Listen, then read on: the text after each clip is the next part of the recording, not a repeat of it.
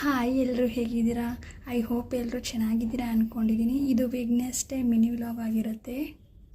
ಇವತ್ತು ನನ್ನ ಮಗಳ ಸ್ಕೂಲಲ್ಲಿ ಗ್ರೀನ್ ಡೇನ ಆಚರಿಸ್ತಾಯಿದ್ರು. ಹಾಗಾಗಿ ಗ್ರೀನ್ ಡ್ರೆಸ್ಸೇ ಹಾಕ್ಕೊಂಬರ್ಬೇಕು ಅಂತ ಹೇಳಿದರು. ನನ್ನ ಮಗಳ ಹತ್ರ ಗ್ರೀನ್ ಕಲರ್ ಡ್ರೆಸ್ ಯಾವುದೂ ಇರಲಿಲ್ಲ.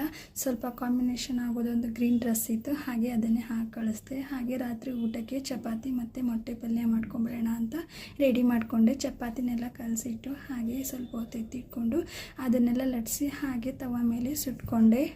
ಒಂದು ಸೈಜ್ ಆಲೂಗಡ್ಡೆನ ತೊಗೊಂಡು 3/4% ಬೇಯಿಸ್ಕೊಂಡು ಹಾಗೆ ಕಟ್ ಮಾಡಿಕೊಂಡು ರೆಡಿ ಮಾಡ್ಕೊಳ್ಳಿ. ಫುಲ್ ಬೇಯಿಸೋದ್ರಿಂದ ಬಾಯಿಗೆ ಅದು ಚೆನ್ನಾಗಿ ಸಿಗಲ್ಲ. ಹಾಗಾಗಿ 3/4% ಬೇಯಿಸಿದ್ರೆ ತುಂಬ ಚೆನ್ನಾಗಿ ಸಿಗುತ್ತೆ ಬಾಯಿಗೆ.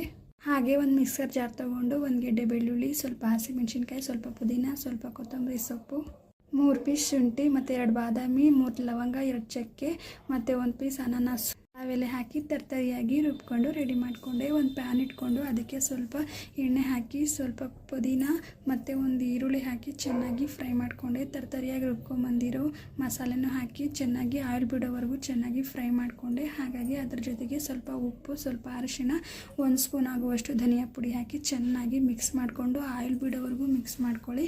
ಹಾಗೆ 2 ಮೊಟ್ಟೆ ಕೂಡ ಹೊಡೆದಾಕೊಂಡೆ. ಹಾಗೆ 2 ಮೊಟ್ಟೆನ ಮಿಕ್ಸ್ ಸಾಕಾಗುತ್ತೆ. ನಿಮಗೆ ಬೇಕಂದರೆ ಜಾಸ್ತಿ ಕ್ವಾಂಟಿಟಿ ಬೇಕು ಅಂದರೆ ನೀವು ಜಾಸ್ತಿ ಹಾಕ್ಕೋಬೋದು.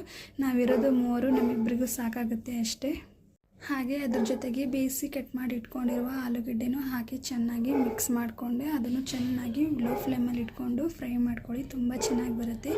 ಮತ್ತು ಹಾಗೆ ಲೈಕ್ ಮಾಡಿ, ಶೇರ್ ಮಾಡಿ, ಕಮೆಂಟ್ ಮಾಡಿ. ಏನಾದರೂ ಇದ್ದರೆ ಕಮೆಂಟ್ ಬಾಕ್ಸಲ್ಲಿ ತಿಳಿಸಿ.